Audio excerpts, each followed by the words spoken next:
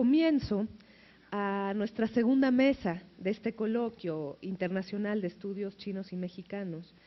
La mesa será sobre lengua y literatura y, bueno, sin mayor preámbulo, le voy a ceder la palabra al profesor Sheng Xiuyu, cuya ponencia lleva por título Estudio literario y traducción literaria, análisis de la versión en chino de obras de Juan Rulfo. Gracias, Mónica. Bueno, para este coloquio había planteado preparar una ponencia sobre el desarrollo de la educación de español en los centros docentes superiores de China, después de entrar el nuevo milenio en cuanto a sus oportunidades, desafíos y estratégicas. Y para este tema hemos hecho una investigación entre un grupo de 6 profesores chinos durante 6 años y la tenemos acabado en agosto del año en curso, con un volumen de 460 páginas. Pero hace poco había solicitado una financiación por parte de la Fundación Nacional de Ciencias Humanas de China con el fin de poder publicarla cuanto antes. Sin embargo, nos confirmaron una serie de temas, entre ellos el de hacer un análisis de la versión china de la obra de Juan Rulfo, y el tema que yo había planteado exponer no aparecía en la lista. No, en la Embajada de México en Pekín, cuando me preguntó el cónsul sobre el objetivo de la solicitud del visado, le dije que había sido invitado por este colegio internacional. Además me ha impuesto un tema, para ello, puesto que hasta la fecha no se ha hecho otro trabajo serio de investigación de Rulfo. Yo soy investigador de Juan Rulfo en China. Tal vez yo soy el único investigador serio sobre Rulfo que ha dedicado más de 30 años concentrando en el escritor mexicano tan relevante del siglo XX, ¿no? Francamente, tengo que confesar que mi especialidad no es la traducción literaria y los pocos trabajos de traducción de español al chino consisten en unos poemas de Álvaro Mutis, ¿no?, de Augusto Monterroso en los años 90 del siglo pasado. Cuanto en China, ellos todavía no eran conocidos ni siquiera en el campo de hispanistas. No había intentado sino hacer conocer unos escritores de este continente bien famosos. Quería empezar mi ponencia por unos temas o problemas en la traducción de las obras de español al chino, ¿no? En primer lugar, la traducción de nombres de escritores hispanoamericanos como Gabriel García Márquez, ¿no? Y en chino mucha gente lo conoce por Marquez, ¿no? Y Mario Vargas Llosa por Luesa. Luesa es su apellido materno. Y Alfredo Prues Echenique por Echenique, que es Echenique, su traducción fonética. Y todos estos errores ya común corrientes no provienen de la mala traducción y mal entendimiento de los hispanistas como nosotros. Tenemos la culpa, ¿no?, de todo eso. Y consiste en haber confundido el apellido paterno con el materno, ¿no? Tal vez podríamos echar la culpa a la cultura china, ¿sí?, que no llevamos sino un solo apellido que generalmente es de la familia paterna, ¿sí? Bien, el año 2011, tras ganar el Premio Nobel de Literatura, Vargas Llosa, a invitación de la Academia de Ciencias Sociales de China, visitó Shanghái y Pekín. En la mesa redonda entre escritor peruano y unos escritores chinos tan relevantes como Mo Yan, ¿no?, luego también ganó el Premio Nobel, y todos los escritores chinos lo trataron llamándole por el señor Llosa, ¿no? Él se extrañó mucho porque yo estaba presente en esa mesa redonda, aunque no entendía el chino. Menos mal que los traductores son de mi facultad, ¿no?, y lo traducían como Vargas Llosa en vez de Llosa, ¿no? Bueno, un profesor catedrático explicó el error que había cometido los escritores chinos y le costaba tanto a los presentes para pronunciar Vargas Llosa en chino, que es Par Jia Si Lue San. Lo gracioso era que al terminar el encuentro, el mismo profesor me regaló un libro escrito por él, ¿no?, titulado en chino como Lue Sa Zhuan, quiere decir biografía de Llosa. Yo me quedé con la boca abierta y prefería quedarme callado ante una escena tan espectacular. Bien, ese es el encuentro en Pekín, ¿no? Está tanto la conferencia por la mañana y por la tarde la mesa redonda. Aquí estamos. Por ejemplo, aquí está Moyen. No, perdón, aquí está Moyen. Es Moyen, ¿no? El otro ganador del premio Nobel. Perdón, no, ¿qué pasó? Bueno. ¿Sí? Y es el señor tan famoso, el señor catedrático Zhao Deming, quien me regaló el libro, que es biografía de Llosa, ¿no?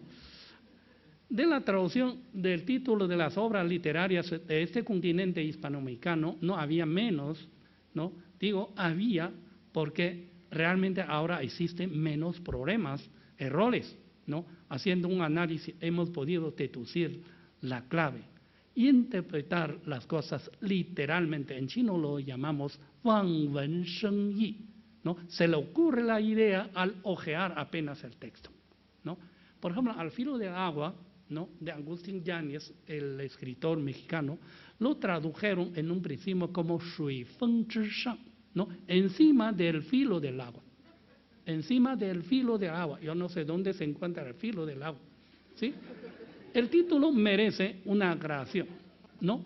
Nos explica una nota del autor. Es una expresión campesina que se refiere al comienzo de una lluvia, a la inminencia de algo. En la cultura china también contamos con expresiones similares, como Shan Yu Yulai Feng Man Lou, el viento que azota la torre anuncia una tempestad inminente, ¿no? Y la expresión se puede simplificar por Shan Yu Yulai, ¿no?, la inminencia de la tempestad, ¿no? Y como Agua para chocolate, la obra de Laura Esquivel, la escritora mexicana, se han traducido al chino como Chia Si Shui Zhi Qiaokeli, como el agua ante o para el chocolate. Parecía muy fiel a la traducción, ¿no?, al quitar su título original, pero en chino no se entendía nada, ¿no?, de lo que significa la traducción. Y también hay otras traducciones como apasionado por o con el chocolate, o los amantes de o con chocolate. ¿Sí? Unas traducciones menos literarias, pero más cercanas a la idea original de la obra, ¿no? Es una expresión que implica la emoción o la pasión de la gente, ¿no?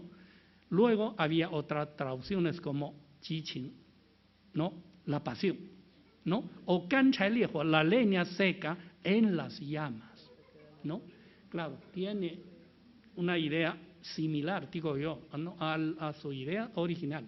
Hay que reconocer que la traducción de una obra literaria es un trabajo nada fácil y muchas veces nos piden leer detalladamente el relato para encontrar una adaptación adecuada y fiel a su sentido original, ¿no? Bueno, ahora vamos a ver, entramos al tema central sobre la versión china de Pedro Páramo. Francamente, la versión china de Pedro Páramo del profesor Tu Mengchao es una traducción de buena calidad en cuanto a la fidelidad del texto de origen. Ello se debe a que el traductor había hecho primero sus estudios universitarios de chino, no de español, y luego aprendizaje de español en mi universidad, ¿no?, con un buen manejo de ambas lenguas. Sin embargo, no faltan errores graves, no aceptables desde el punto de vista de investigación literaria de la obra de Rulfo, sobre todo que lo he hecho yo. Hay que reconocer, hay que reconocer que la traducción se considera como una segunda creación o recreación de una obra literaria que demanda por parte del traductor una excelente comprensión y un estudio detenido del contenido y el estilo lingüístico del texto original, a la vez que se necesita un buen manejo de la lengua de destino de la traducción, que consiste en un trabajo académico arduo, que se requiere el respeto y veneración, sobre todo cuando uno procura traducir alguna obra clásica, como en el caso de Pedro Páramo de Juan Rulfo. En esta ponencia no tratamos sino analizar la versión china de la novela de Juan Rulfo, Pedro Páramo, y con ello manifestamos nuestra admiración y respeto del gran escritor mexicano, ¿no? Parte 1. Errores cometidos por comprensión de lengua de origen, ¿no? En los trabajos de traducción, una buena parte de los errores cometidos por el traductor suele tener que ver con la mala comprensión, o por el descuido, o por falta de conocimientos de otras culturas, o por otras razones no siempre justificables, ¿no? En la traducción china de Pedro Páramo encontramos también errores de estas variedades. Por ejemplo, la novela empieza: vine a Comala porque me dijeron que acá vivía mi padre, un tal Pedro Páramo, ¿no? En la página 7, la traducción es: 我到科马拉来，因为有人对我说我父亲住在这里，他好像叫. Ese 好像叫 parece que se llama, pero un tal Pedro Páramo contiene un sentido peyorativo, ¿no? Quiere decir, el hijo no respeta a un padre desconocido. Por eso el tal Pedro Páramo no es un tal vez, ¿no? Seguramente lo entiende por tal vez, ¿no? Aquí es un error, digo yo, imperdonable. Porque desde el comienzo ya manifiesta el desprecio, ¿no?, por parte del narrador, que es Juan Preciado, sobre un padre desconocido, un padre de que los han abandonado a su mamá y al hijo, ¿no? El traductor había cometido el error, tal vez Pedro Páramo, ¿no? Bien, el sentido peyorativo ya se pierde al traducir al chino. Y luego otro ejemplo: Dolores dijo: hasta luego, don Pedro. Y don Pedro dijo: adiós, Doloritas. Ya se nota la diferencia entre hasta luego, quiere decir todavía hay posibilidad de vernos, pero adiós quiere decir una despedida definitiva, ¿no? Bien, entonces al hacer la traducción hay que distinguir entre hasta luego y adiós, ¿no?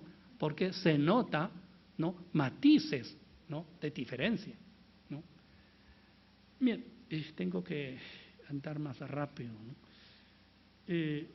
Porque cuando Dolores está para irse a ver a su hermana, ¿no?, Pedro Páramo, quien apenas contraído el matrimonio, ya estaba dispuesto a abandonar a su esposa, ¿no?, junto con su hijo, ¿no?, después de quitarle toda la fortuna, ¿no?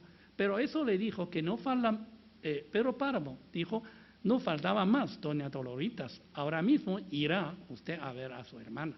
Regresemos, que le prepare sus maletas, no faltaba más, ¿no? Así era como el marido y padre abandonó a su mujer y su propio hijo. Pensamos que en ese caso sería mejor traducir la despedida de ambos respetando la expresión original como zaijian, ¿no?, hasta luego, hasta la vista, don Pedro. Y el otro es adiós, ¿no? Quiere decir, es una despedida definitiva, subrayando de esta forma la mala intención del abandono ya preparado por parte de Pedro Páramo. Otro ejemplo: no vayas a pedirle nada, le dijo Dolores Preciado, ¿no?, a su hijo: exígelo lo nuestro, lo que estuvo obligado a darme y nunca me dio.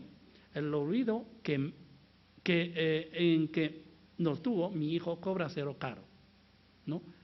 Pero la traducción es: no vayas a pedirle que haga algo por ti, ¿no? Sin embargo, lo nuestro quiere decir lo que estuvo obligado a darnos, tienes que cobrárselo, ¿no? Aquí el error es: no vayas a pedirle que haga algo para ti, ¿no? En realidad es una comprensión del texto de origen. Bueno, se puede decir que la pérdida del paraíso para Dolores Preciado ha sido causada por el matrimonio con Pedro, ¿no? Pues el interés de este es únicamente económico.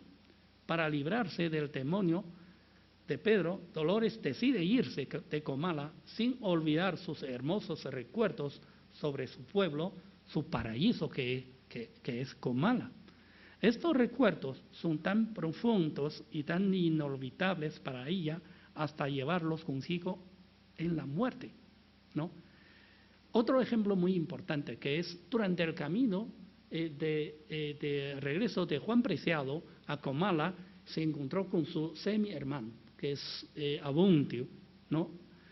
Y le dijo, Juan Preciado dice que aquí hace mucho calor. El otro dice, sí, y esto no es nada. Me contestó el otro, cálmese, ya lo sentirás más fuerte cuando lleguemos a Comala. Aquello está sobre las brasas de la tierra, en la mera boca del infierno. Con decirle que muchos de los que allí se mueren, al llegar al infierno, regresan por su cobija. Pues, en realidad está hablando de un color infernal, ¿no?, de Comala, ¿sí? Por eso el infierno todavía hace más frío, ¿no? Hay que regresar por la cobija. Pero el traductor a lo mejor lo ha entendido mal sobre la palabra cobija. Gracias. ¿No? Y dicen que al llegar a la boca del infierno, regresa porque no quiere abandonar su pobre choza. ¿No? Es una mala comprensión que ya no se puede hacer ninguna explicación. Bien, tengo que pasar rápido. Y también en la versión, la segunda parte, fallos o imperfecciones a causa de empleo estilístico inadecuado, ¿no? Es que en la versión china de Pedro Páramo se encuentran fallos o imperfecciones consistentes en el mal empleo estilístico al traducirla al chino. Podemos resumirlos en los siguientes grupos, como frases usuales de distintas culturas, lenguaje culto frente al lenguaje popular e incluso vulgar. Veamos unos ejemplos, ¿no? Por ejemplo, en español siempre se dice, no suele decir si no me importa, si no le importa, ¿no? Si no le molesta, ¿no? ¿Y a qué va usted a Comala si se puede saber, ¿no? Pero la traducción es que tenemos, ¿no?, versiones chinas, por ejemplo, 如果您不介意的话, ¿no? Pero no hace falta traducirlo literalmente, ¿no?, al pie de la página, ¿no? Bien, tercera parte, errores cometidos por la diferencia cultural, ¿no? Es que cada pueblo tiene su propia cultura, no siempre identificada con otros pueblos. Entonces, el aprendizaje de una lengua extranjera no se trata solamente del manejo de idiomas, sino también de conocimiento culturales e históricos de ellos. La cultura china, que se remota hacia 6.000 años de escritura, cuentan con sus peculiaridades culturales y hay que prestar mucha atención al traducir obras de otras culturas. Tomemos unos ejemplos. Por ejemplo, y así poco a poco la cosa se convirtió en fiesta. No se refiere al duelo de Susana San Juan. Comala, bueno, y la traducción se dice, aquí se origen un miao hui, ¿no? En realidad podemos traducirlo como una fiesta, porque miao en realidad es un templo budista, ¿no? Y no existe en la cultura mexicana un templo budista, ¿no?, budista o un templo taoísta, ¿no? Bien. Bueno, y también los espacios en blanco de la novela. Ustedes saben que Pedro Páramo no están divididos en párrafos, ¿no?, en capítulos, sino en párrafos sueltos, ¿no? Pero siempre dejan algunos espacios que a nosotros, a los lectores, nos toca rellenarlo con nuestras imaginaciones, con nuestra investigación y estudio para rellenar estos espacios. Pero al traducir al chino siempre hay espacios o apartados no descuidadosamente olvidados. Entonces se junta y cuesta entender, ¿no? Yo no quiero mencionar estas cosas. Bueno, por ejemplo, en la página 30 del español, después de hasta que encontró esa muchacha que le sorbió los sesos, ¿no? Había otra separación que no se encuentra en la versión china. Y en esa parte, a lo mejor, el autor tendrá la intención de confundir, ¿no?, al lector con dos apartados aparentemente relacionados con Miguel Páramo, hijo de Pedro Páramo, ¿no? Bien, no sé, ya, casi. Yo prefiero leer algunos trozos sobre es una traducción del ponente de mi parte sobre unos trozos poéticos de tres personajes. Cuando leemos Pedro Páramo, siempre nos sentimos fuertemente impresionados por un ambiente infernal, no horrible y fúnebre, del pueblo de Comala. Entonces se desarrolla la historia de la novela. Sin embargo, también se da referencias a un mundo paradisiaco. Percibimos de entre las líneas de relato algunas descripciones, imágenes hermosas, viventes e incluso líricas. Lejos de ser desolado y asfixiante, Comala emerge como un lugar próspero, lleno de vida. Tales descripciones o imágenes se encuentran casi exclusivamente en los recuerdos, ¿no?, en la evocación de algunos personajes como Susana San Juan, Pedro Páramo y Dolores Preciado. Bueno, voy a leer. Por ejemplo, hay una prosa en realidad, y lo he convertido en versos. Por ejemplo, pensaba en ti, Susana, en las lomas verdes, cuando volábamos papalotes en la época del aire. Oíamos allá abajo el rumor viviente del pueblo, mientras estábamos encima de él, arriba de la loma. En chino lo ha traducido Susana, 我想着你，在那绿色的山脊，我们放飞风筝，在那多风之际，我们似乎看到山下村庄的勃勃生机，而我们在高山之巅，从我们的手指中，清风把线儿徐徐拉去。Susana， 帮帮我，你把线松开。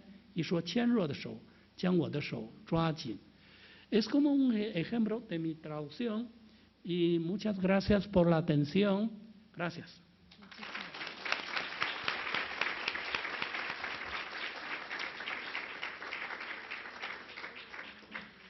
Muchísimas gracias, profesor Xu Yu, por este muy interesante recorrido sobre las problemáticas que implica justamente la traducción. Yo puedo decir una palabra más. Hace 5 años recibí una carta del señor director de la Fundación Juan Rulfo, quien me pidió hacer un análisis, un comentario sobre la versión de China de Pedro Páramo. Yo le contesté negando, porque yo prefería no hacer, digamos, comentarios de la traducción, del trabajo de traducción.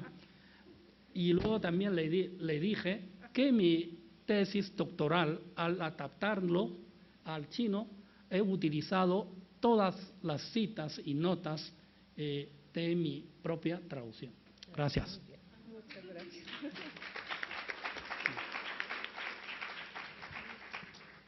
Bueno, ahora cedemos la palabra a Fabien Bradou, del Instituto de Investigaciones Filológicas de aquí de la UNAM, quien nos va a hablar sobre la visión de China en la obra de Octavio Paz. Gracias. Más exactamente sobre los trabajos de traducción de Octavio Paz.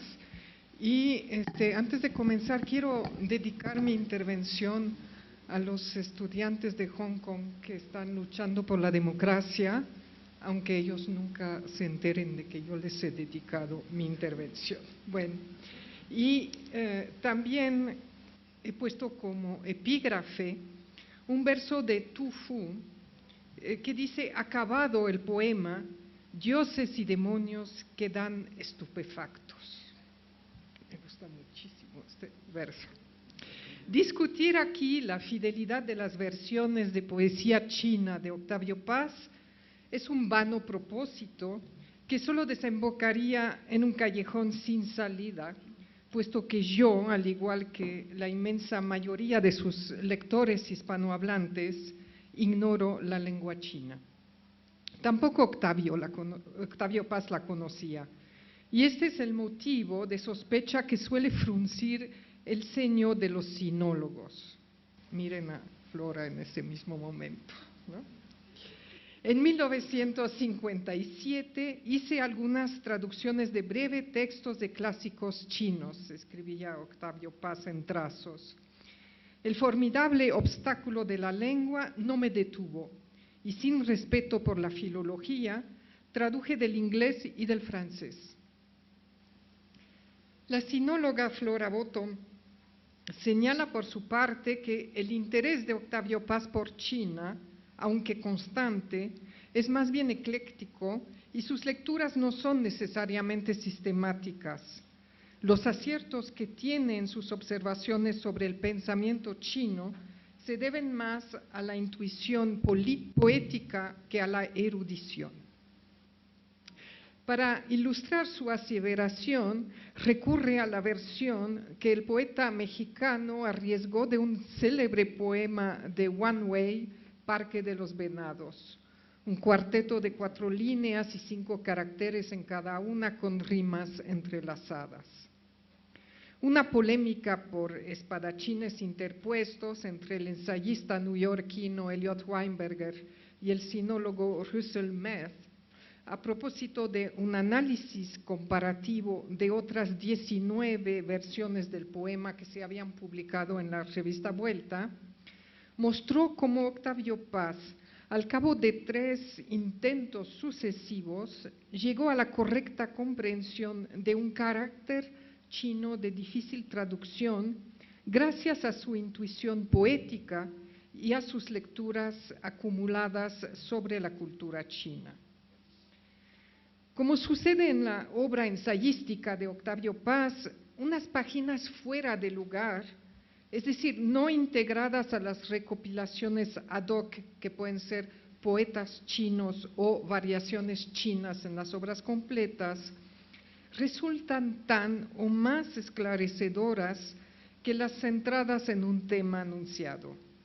Es el caso de un poema de Tu Fu, Primavera Cautiva, el que tienen ustedes aquí, escrito a mediados del siglo VIII, que constituye el segundo movimiento de un ensayo mayor de Paz sobre historia y naturaleza.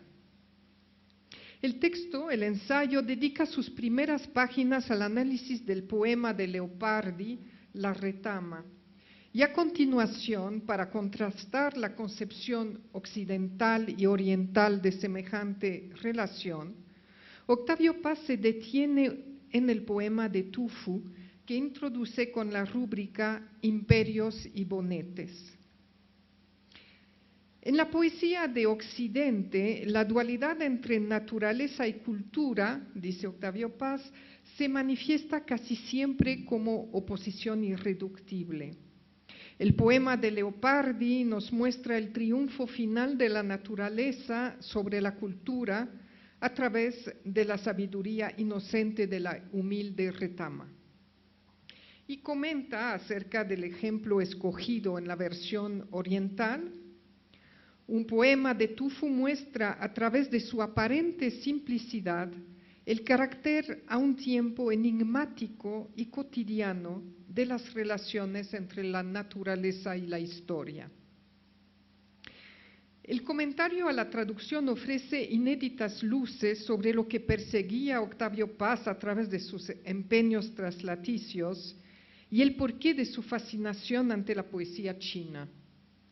Es la única vez en que Octavio Paz aclara en nota de pie de página cuáles fueron sus fuentes en otros idiomas que inspiraron su traducción. Dice: mi versión se basa en las traducciones literales y en las transcripciones fonéticas, sistema Pinyin, de David Cox, Paul Demieville, Wei Lim Yip y François Cheng. En su clásico estudio sobre los problemas de la traducción, después de Babel, George Steiner enfatiza el enorme interés de los comentarios de los traductores acerca del work in progress, que dan cuenta de la manera en que sortean los espinosos retos de la traducción y justifican así las soluciones adoptadas. Entre los pocos comentarios de los que se disponen en la historia de la traducción, George Steiner destaca el de Octavio Paz acerca de su traducción del soneto en X de Mallarmé. Aunque no sea tan extenso ni tan detallado, el que acompaña Primavera cautiva de Tu Fu es sumamente útil para aprender el método y las motivaciones de Octavio Paz. Desde la elección del título se perfila su proceder. Chung Wang, espero que pronuncio bien. La mayoría traduce escena o vista de primavera, pero yo adopto el título que François Cheng, más fiel al espíritu que a la letra, da al poema, Primavera cautiva. Esta es una de las constantes y discutidas reglas en sus ejercicios de traslación. El espíritu ha de prevalecer sobre la letra. De lo contrario, la traducción literal, es decir, palabra por palabra, como se ve en esta primera arriba aproximación al poema chino, equivaldría, como lo sugiere Dryden, a bailar sobre cuerdas con los pies amarrados. Lo primero que Octavio Paz expone, antes siquiera de reproducirlo, es la construcción del poema. Y ese es un punto muy importante para él. Dice, es un poema de apenas 8 versos pentasílabicos, 40 sílabas, que son 40 palabras que contienen un mundo. Los 8 versos de este género de poemas, Lu Xi, pueden ser de 5 o de 8 sílabas y se dividen en 2 cuartetos subdivididos en 4 dísticos. Cada verso, a su vez, se divide en 2 segmentos o hemistiquios. Solo riman los versos pares, todos con la misma rima. Entre el segundo y el tercer dístico debe haber una relación de paralelismo, generalmente en forma de oposición de imágenes o tema. Ante la dureza de los tiempos, la naturaleza misma se apiada, las flores lloran, entre paréntesis, alusión al rocío, y el vuelo de los pájaros evoca las separaciones forzosas que impone la guerra. A propósito de las lágrimas de las flores, precisa en la única nota de pie de página del comentario. Todos los traductores señalan que esta línea bien podría interpretarse así: ver a las flores en estos duros tiempos hace llorar. Pero todos los traductores igualmente indican que esta interpretación no es contraria a la primera. El texto chino incluye a las dos. Lloran las flores ante los tiempos malos y llora el poeta ante las flores. Hasta aquí Octavio Paz.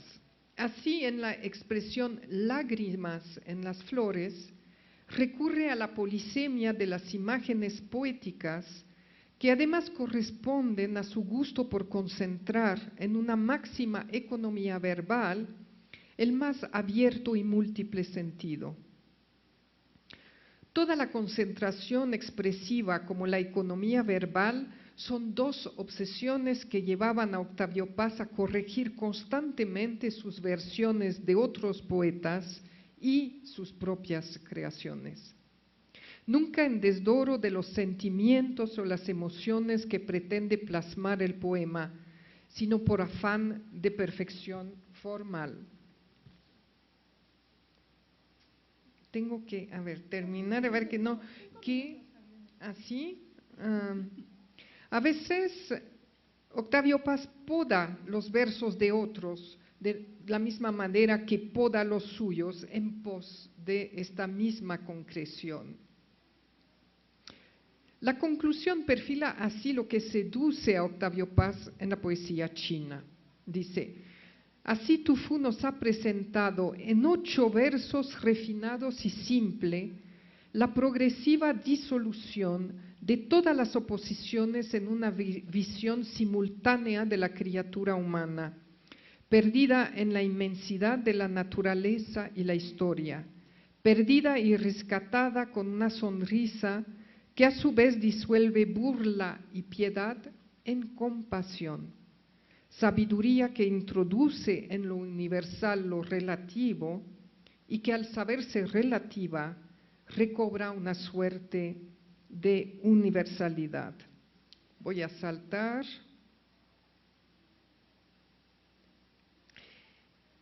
Extrañamente, el motivo por el cual la poesía china sedujo duraderamente a Octavio Paz se asemeja mucho al que le hizo participar en el surrealismo. Recordemos las palabras de André Breton en el segundo manifiesto del surrealismo.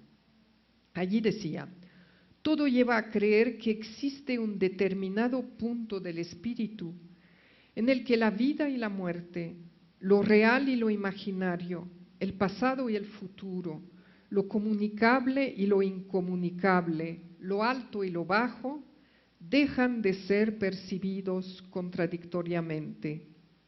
En vano se buscaría en la actividad surrealista otra motivación que la esperanza de determinar este punto.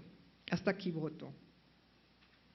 ¿Acaso no se trata de la misma búsqueda que ha sido el hilo conductor de los pasos poéticos de Paz de París a Pekín?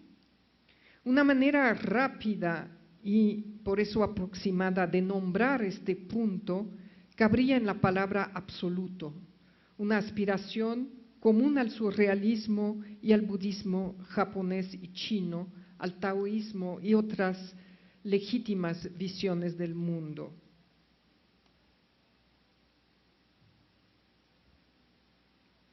Ay, me metí en una escuela Huaiyang, taoísta. Bueno, lo voy a saltar también. Huaiyang, además lo digo mal, ¿no? En nuestro lenguaje occidental, los poetas nos dicen lo mismo que esos que yo quería citar. Dicen lo mismo de una manera más clara y misteriosa a la vez, que percibimos sin siempre poder explicarlo racionalmente. Octavio Paz es uno de estos poetas que además posee la virtud de expresarlo en su poesía, en su prosa y en sus excepcionales versiones de lejanos y remotos versos. Tendríamos que concluir que, al igual que Ezra Pound en su tiempo, Octavio Paz inventó la poesía china en lengua castellana. En verdad tuvo muy pocos precursores en esta tarea fuera del colombiano Guillermo Valencia, que en 1929 publicó en Bogotá su Catay, y lo cito a él, una traducción de 2º grado, en el que el texto francés suministró las líneas que intenté velar con los colores de mi paleta castellana. También este Catay incluye varios poemas de Tu Fu, tristemente trasladados a una paleta simbolista carente de brillo y de rigor formal. En mis aisladas tentativas, confiesa Paz, seguí al principio el ejemplo de Pound y más que nada el de Arthur Waley, un tanto más dúctil, aunque menos intenso y poderoso. Después, poco a poco, he buscado mi propio camino. Pongamos entonces nuestros pasos en los de Octavio Paz para recorrer su sombreada y sigilosa senda, cuyo punto de partida, dice, fueron unos antiguos poemas chinos, revividos y cambiados por un gran poeta, como él mismo dice de Ezra Pound. El resultado fueron otros poemas, otros los mismos. Gracias.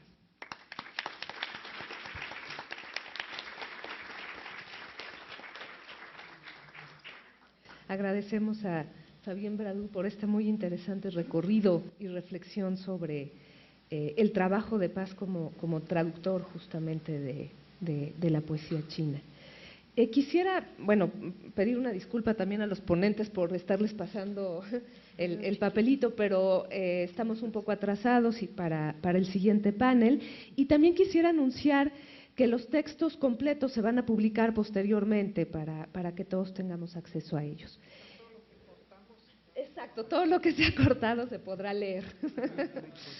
Y bueno, cerramos esta mesa con la intervención de Flora Bottom, que nos va a hablar del Yijing en la literatura mexicana. Buenas tardes, muchísimas gracias por esa invitación.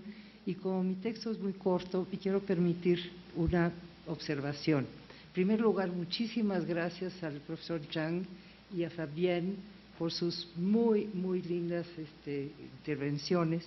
Ahora, si puedo consolar al profesor Zhang, quiero decirle que hace unos años una editorial prestigiosa de México publicó un libro de Shu Lun, era Lu Xun.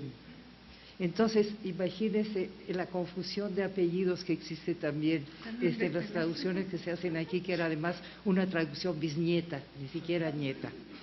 Y los periódicos refieren todos los días, a pesar de que en el Colegio de México les mandamos notitas, etcétera, hablan de Xiaoping, de Jinping, de Zedong, o en fin. Eso es por cariño. Sí, Mao todavía se salva, pero siempre ponen el nombre en vez del apellido, por más que les decimos, fíjense. Ahora la confusión es mayor, porque en China también a veces ponen primero el nombre y luego el apellido. Y entonces ya no sabemos nosotros ya qué hacer. Sobre todo si son nombres de 2 caracteres. Si son 3 caracteres sabemos cómo va la cosa, pero con 2 caracteres a veces no hay manera. Es Ma es su apellido, Ma Yo. Pero en fin, eso pasa en todas partes, profesor Zhang. Entonces, yo voy a hablar, el título es un poco más pretencioso de lo que es el texto, el Yijing en la literatura mexicana. Como tengo poco tiempo y me atengo a él, eso es nada más una especie de introducción al tema. Bueno, y voy a leer porque sé que hay interpretación y no quiero confundir a los que hacen la interpretación saliéndome del texto. Es innegable la fascinación que Li Yijing ha ejercido sobre escritores, filósofos, artistas y aún sobre la gente común en Occidente. Ese libro chino ha sido visto como un tratado de cosmología dualista, una clave para un sistema numérico binario, una guía para resolver todas las dudas existenciales, un método de adivinación útil en nuestra vida cotidiana, en fin, un compendio de toda la sabiduría humana. ¿Qué sabemos de Li Yijing? En primer lugar, es uno de los 5 libros clásicos confucianos y su título en chino significa el libro de los cambios. Consiste esencialmente en la interpretación de 8 trigramas que combinan líneas continuas que simbolizan el elemento masculino positivo, el yang, y líneas quebradas que simbolizan el elemento femenino o negativo, el yin. Siguiendo la cosmología tradicional china, esos elementos contrarios son también entrañablemente complementarios. Los trigramas son atribuidos a Fu Xi, quien según la tradición vivió en el 4º milenio antes de Cristo, y la combinación de los 8 trigramas entre sí nos dan 64 hexagramas, Gua, que son acompañados de textos breves o juicios atribuidos al rey Wen, fundador de la dinastía Zhou, y de una explicación línea por línea, de abajo hacia arriba, atribuida a su hijo el duque de Zhou, del siglo XII a.C. Al libro lo completan varios apéndices explicativos, uno de los cuales fue, según la tradición, escrito por el mismo Confucio.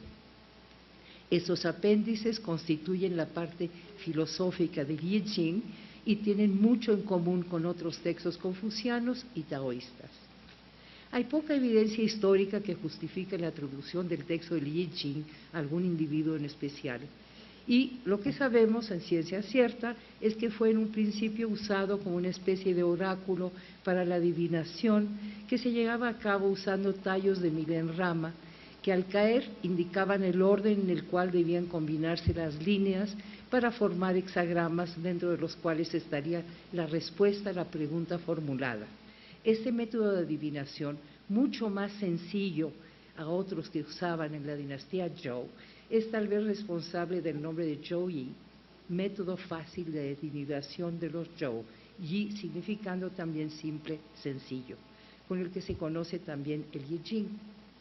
Algunos estudiosos chinos contemporáneos ven en los trigramas símbolos de los 8 elementos fundamentales del universo y de todos los atributos asociados con ellos.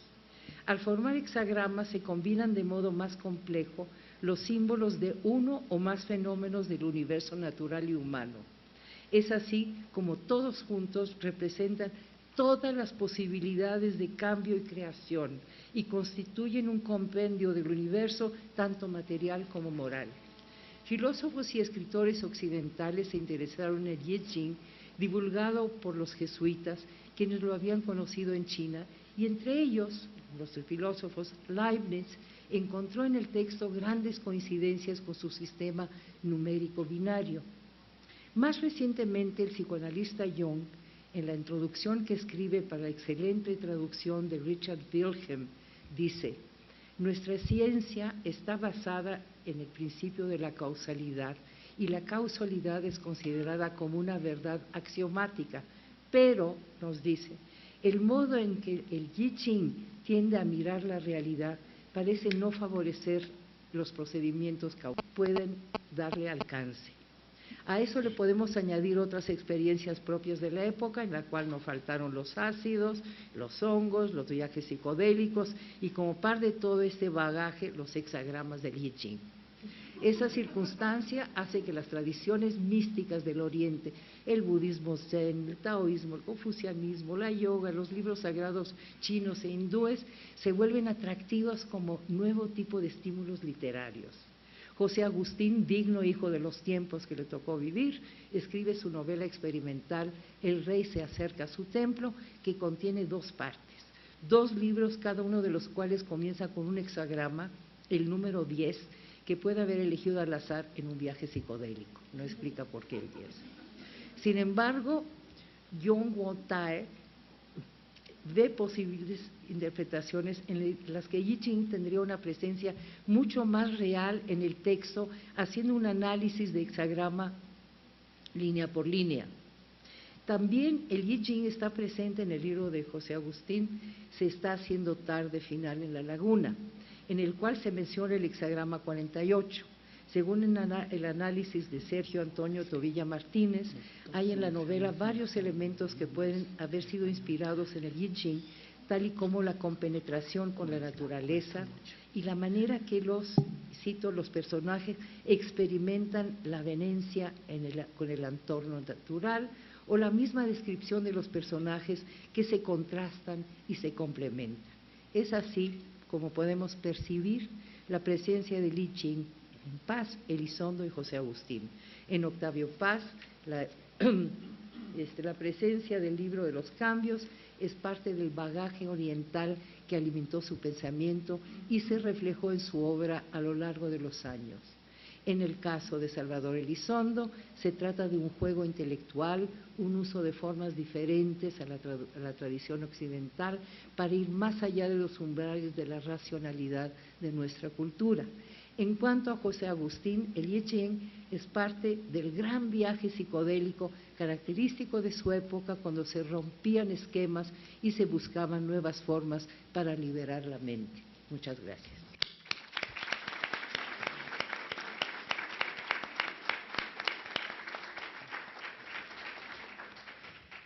Muchísimas gracias a Flora Botton por este muy interesante recorrido sobre el I Ching en 3 autores de la literatura mexicana del siglo XX, y pues supongo que tenemos unos minutos para un diálogo con para un diálogo con el público. No sé si hay un micrófono, si van a pasar las preguntas, ¿cómo podemos empezar? Sí, por favor. Una muchacha que le está hablando a su amiga sobre las cualidades de su enamorado y comienza a citar las cualidades de su enamorado en orden alfabético. Es amable, es bondadoso, es cariñoso, etcétera, etcétera. ¿Cómo pueden traducir ustedes al chino esto si no existe alfabeto? ¿Ah? Ahí tienen ustedes un problema para los capaces de resolverlo. Pues Tong Yansheng lo tradujo muy bien, inventando un sistema nuevo en chino. Bueno, eso los dejo para que lean esa traducción. Y finalmente, otro caso muy simpático. En una de las traducciones del Quijote que él había estudiado, se decía algo de Dulcinea. Dulcinea, esa mujer fuerte, enérgica, hombruna. El Quijote le dice en un momento, es una mujer con pelo en pecho.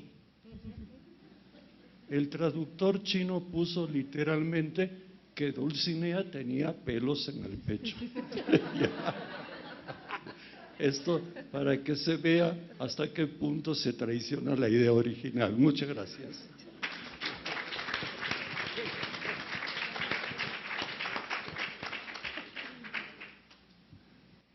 Felicidades a la mesa por las maravillosas ponencias. Nada más una observación para los tres, una pregunta para los tres.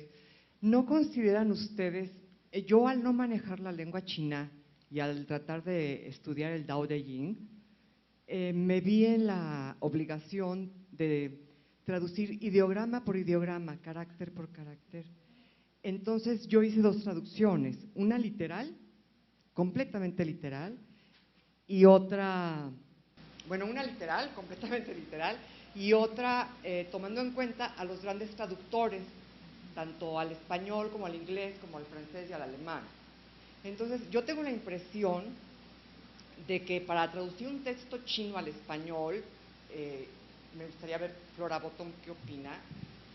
Hay que hacer ambas traducciones, tanto la literal como la traducción, digamos, que capta el espíritu del texto. Eso es lo que hacen en esta página que usted ve allí. Hay una traducción, bueno, sí, perdón, Flora. Hace eso. Yo no tengo opinión sobre el asunto.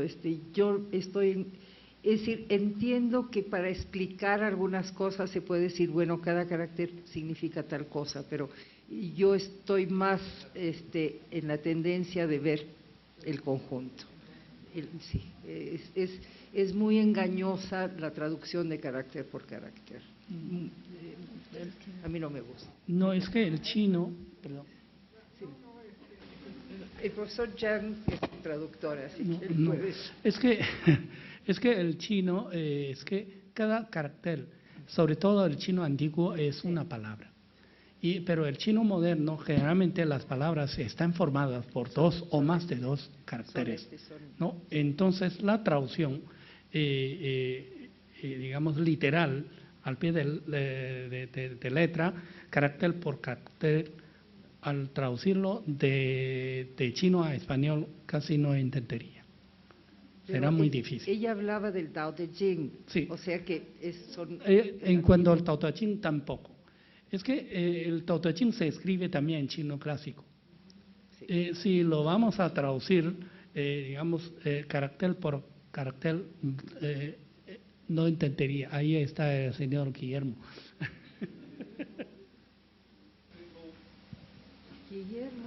A disculpar mi punto de vista, yo tengo una duda, digamos, de principio acerca de la comprensión moderna del I Ching. Sencillamente porque el I Ching es el primer libro escrito de la tradición china, por lo tanto puede ser el siglo XVIII antes de Cristo, y segundo, su texto es el lenguaje secreto de los chamanes, que solo los chamanes entendían. Por una parte, la lengua china ha cambiado muchísimo en 20 y 40 siglos, ¿no? Por una parte, las palabras ya no significan siempre lo mismo. Y por otra parte, es un lenguaje secreto que no lo revelaban porque era su fuerza. Solo los chamanes entendían qué significaban algunos términos. Por eso pienso que muchas veces la comprensión es del texto que llega a las manos de uno, pero no al texto I Ching original, que probablemente, soy tal vez demasiado pesimista, nadie puede leer. A ver. Quiero añadir nada más una cosa, que en el caso de la poesía, la traducción palabra por palabra o carácter por carácter sería sobre todo una traición a la poesía, ¿no? Y que entonces no le podemos hacer esa ofensa a los... Y que no podemos cometer esa ofensa a los poetas chinos, ¿no? O a ninguno, o sea, de ninguna nacionalidad, ninguna lengua, ¿no? Yo lo que quería retomar la idea de Paz, de cómo Paz traduce de otro idioma ajeno.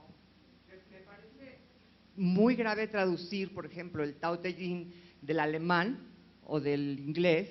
Me parece mucho mejor traducir ideograma por ideograma para ver la sintaxis de la lengua china y luego hacer la comparación de las diferentes traducciones en los diferentes idiomas.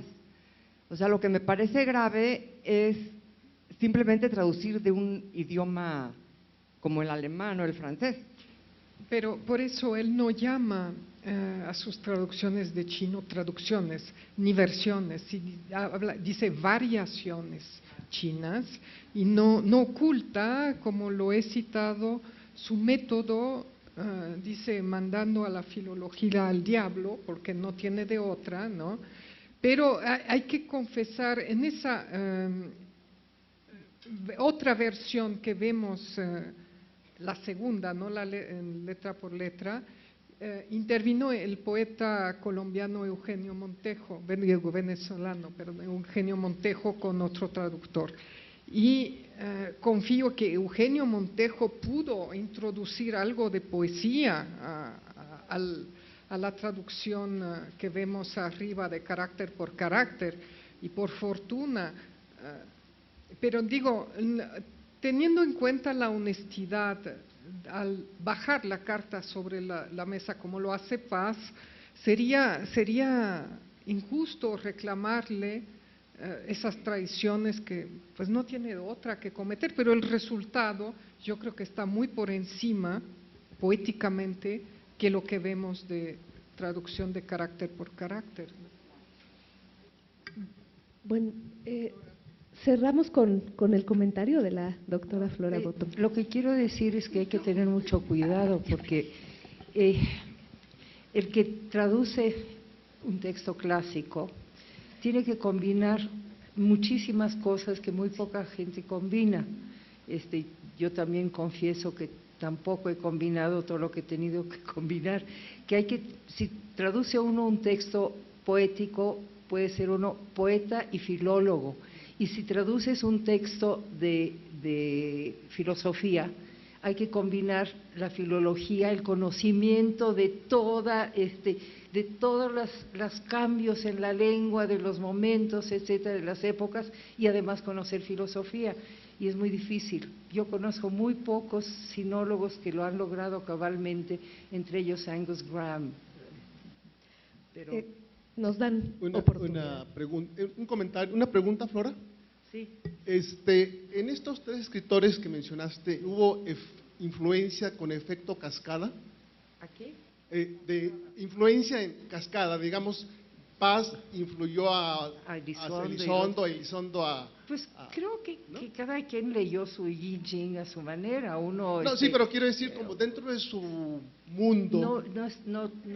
No puedo contestar esta pregunta Okay. porque no he hecho un estudio. Sí. Y Elizondo estudió en el colegio, ¿no? Estudió chino. Bueno, estuvo unas semanas inscrito y hacía caracteres preciosos. Okay. Y trajo a Farabeuf bueno, antes de que se escribiera Farbeuf, trajo esta imagen que está en el Arme de Rose, de Bataille.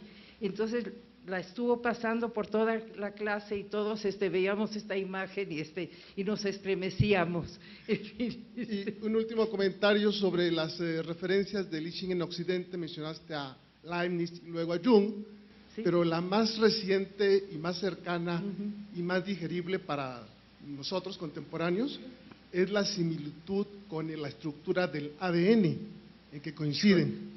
Bueno, Ahí como un conjunto de combinación, es muy interesante también cómo coincide con la estructura del ADN, toda la estructura de Liching. Tendré que ver eso. Sí, no está comprobado.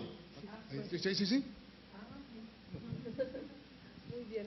Bueno, pues agradecemos a los ponentes por sus maravillosas y muy interesantes exposiciones y, bueno, al público, y los invitamos a que se queden a la siguiente mesa en donde seguiremos ahondando en lengua y literatura. Muchas gracias.